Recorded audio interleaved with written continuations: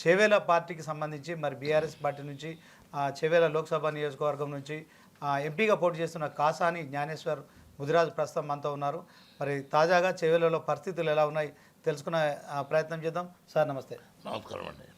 ఎలా చూస్తారు సార్? మరి కాంగ్రెస్ బీజేపీ రాష్ట్రంలో మేమే 12 స్థానాలని బీజేపీ చెప్తుంది, 15 స్థానాల్లో కాంగ్రెస్ గెలుస్తుందని మరి రేవంత్ రెడ్డి చెప్తున్నారు. ఎట్లా చూస్తారు సార్?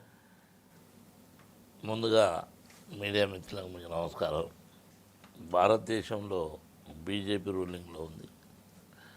స్టేట్కి వచ్చే వరకు మొన్న కాంగ్రెస్ గెలిచింది 4 నెలలే. ఎవరైతే ఆశకు అనేది అంతు ఉండాలి. చేసింది ఏం లేదు, అన్నీ నాకే వస్తాయంటే ఎట్లనండి? ఇప్పుడు 10 సంవత్సరాలు ఏకదాటిగా బీఆర్ఎస్ ప్రభుత్వం కేసీఆర్ గారు చేసినటువంటి అభివృద్ధి కళలు మీ కళ్ళ మోటున్నాయి. ఈయన 4 ఏళ్ళ అయింది వచ్చి 6 గ్యారంటీలు అన్నారు, శూన్యం. ఈడ ఇచ్చిన అన్న దాఖలాలు లేవు. ఎట్లా 15 వస్తాయో ఆయన చెప్పాలి. బీజేపీ వాళ్ళు 17 ఉన్నాయి, మరి 15 ఎందుకు అంటున్నారో చెప్పాలి. వీళ్ళందరూ కలిసి హైదరాబాద్ ఫ్రీ అన్నారా? అదన్నా చెప్పాలి. ఇంకోటి ఏంటంటే ఎలక్షన్స్లో ఎవరు గెలుస్తారు అనేది ప్రజలు చెప్పాలి. మనంతన మనమే మైండ్ గేమ్ అనేది ఆడొద్దు అనేది నా వాదన. సార్, ఇప్పుడు అంటే మీరు బీఆర్ఎస్ ఎంపీ అభ్యర్థిగా చేవెళ్ళ నుంచి పోటీ చేస్తున్నారు, కానీ తాజాగా బీఆర్ఎస్ పార్టీ కొంత ఒడిదుడుకులను ఎదుర్కొంటుంది. కాళేశ్వరం ఇష్యూ కావచ్చు, తర్వాత ఏదైతే ఫోన్ ట్యాపింగ్ ఇష్యూ కావచ్చు, ఇట్లాంటి ఏదైతే మిషన్ భగీరథలో కూడా మరి ఈ పథకం ద్వారా ఇంకా మంచినీళ్ళు అందడం లేదు. ఇట్లాంటి కార్యక్రమాలన్నింటి ద్వారా కొంత మరి అధికారం కోల్పోయిన తర్వాత ప్రతిపక్షంలో ఉన్నప్పుడు ఇలాంటి ప్రతికూల పరిస్థితుల్లో మీరు ఎంపీగా పోటీ చేస్తున్నారు, ఏం చెప్తారు? నేనేమంటున్నా,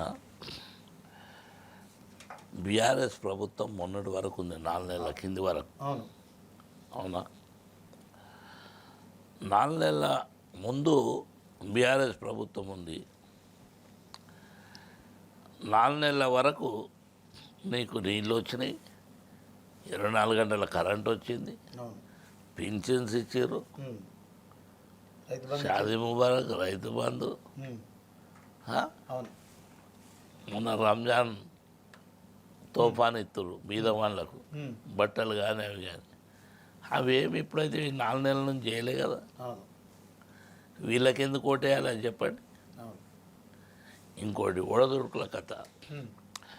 కాళేశ్వరం విషయంకి వస్తే అది ఒక మహత్తరమైన ప్రాజెక్టు, చాలా పెద్ద ప్రాజెక్టు. దాంట్లో 1-2 ప్రతి జాగాలో మంచి జరిగినప్పుడు కొద్దిగా చెడు జరుగుతుంది, లోపాలు జరుగుతాయి. ఆ ఇంజనీరింగ్ను శిక్షించాలి, మీరు చేసే పని చేయాలి.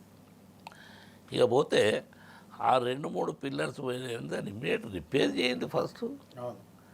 మిగతా చేరికెళ్ళి వాటర్ తీసుకురండి. అవి చూపించుకుంటూ మీ పని చేయకుండా కూర్చుంటుందా?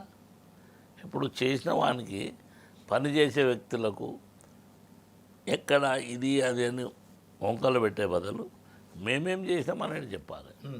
మీ చేతిలో ఉంది ఇప్పుడు ప్రభుత్వం, మీకు ఓటేసారు. నిన్నటి వరకు కేసీఆర్ గారి పని చేసారు, ఇంకా వీళ్ళేమి ఘనకార్యం చేస్తారని మీకు ఓటేసారు.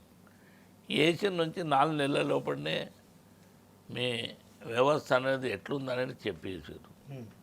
కానీ ఇప్పుడు ఉన్నటువంటి ప్రవర్తన వ్యవసాయదారుని కాదు. వ్యవసాయదారుడు ఏ పరిస్థితిలో ఉన్నాడు ఇప్పుడు? అసలు వాళ్ళకు పంటలు లేక, అసలు వ్యవసాయం లేక, పొలాలు ఎండిపోతున్నాయి, నీళ్ళు లేక, అవి లేక ఆ పరిస్థితులలో ఉన్నారు.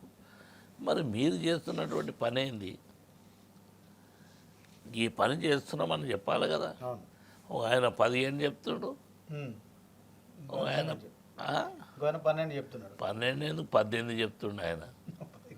17 ఉంటే ఇంకొకటి ఎక్కువ చెప్పుకోమంటాడు. ఓకే సార్, ఇప్పుడు కేంద్రంలో అధికారంలో ఉన్న బీజేపీ కూడా దేశవ్యాప్తంగా 400 సీట్లు సాధిస్తామని చెప్తున్నారు. తెలంగాణలో కూడా మరి 12-13 స్థానాలు గెలుస్తామని చెప్తున్నారు. ఏం చెప్తారు? నేనేమంటున్నా, ఉమ్, ఇంకా సంవత్సరం లేదు కదనండి, అవును 20 రోజులు ఉంది, 25 రోజులు అవును. తేట తెల్లం అయిపోతుంది మీది. ఉమ్, ఒకవేళ మీరు 15 గెలవకపోతే ఉమ్.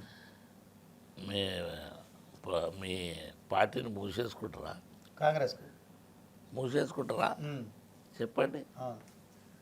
అసలు అర్థమే లేదండి. మేము గెలుస్తామని ఉమ్, ఏదో ఒక నోటికొచ్చిన మాట అంటాడు, ఉమ్, మళ్ళీ ఇంకో ఆయన వచ్చి నేను అన్నాను ఆ మాట, ఉమ్, ఆయన వ్యక్తిగతంగా అంటాడు. ఇది ఎక్కడ న్యాయం? మీరు ప్రభుత్వాన్ని వెళ్ళేటప్పుడు ప్రజాప్రతినిధులు అయిన వాళ్ళము వాస్తవాలు చెప్పాలి, ఆశ ఉండాలి. కానీ ఆ ఆశ అంతులేని ఆశ ఉండదు. అంటే 6 గ్యారెంటీలు మేము 100 రోజుల్లోపు అమలు చేసి. ఏడ చేసినా ఒక్కటి చూపెట్టు, ఒక్కటి చూపెట్టు, సింగల్. 6 గ్యారెంటీల లోపల బస్తో ఒక పాటు చెప్పు. నువ్వు బస్సులో మహిళలు ప్రయాణిస్తున్నారు కదా. ఎన్ని చేసినావు బస్సులు? రాష్ట్రంలో ఎన్ని బస్సులు ఉన్నాయి, ఎన్ని తిరుగుతున్నాయి? బీదోళ్ళకి నడిపించేటి తిరుగుతావా? సూపర్ ఫాస్ట్ అవి సపరేట్ చేసేసినావా? సపరేట్ 6 గ్యారెంటీల లోపల ముందు రాయలేదు కదా అది. రాయలేదు. ఇప్పుడు ఎట్లా అంటున్నావు? నీ లెక్క రేట్లు వేసుకుంటున్నావు. కనుక ఏది కూడా సక్రమంగా లేదు. ఇది చేసిన టోటల్ చేసిన ఇది చేసిన అంటున్నావు, నువ్వు ఏడ చూపెట్టాలి కదా. అమలు కావట్లేదు అంటారా? లేదు కదనండి, 6 కారు ఏవైతే లేదు. నువ్వు ప్రజలను అడగండి. 500 సిలిండర్లు ఇస్తున్నావు, 200 ఎన్ని ఇచ్చినావు, ఎక్కడిచ్చినావు, తర్వాత ఉచిత బస్సు ఎన్ని ఇచ్చినావు, ఎక్కడిచ్చినావు నడుస్తుంది. ఆ ప్రక్రియ నడుస్తుంది. అరే ఏ ప్రక్రియ అంటే ఇది 10 ఏళ్ళకి నడుస్తుందా? నీకు ఇప్పుడు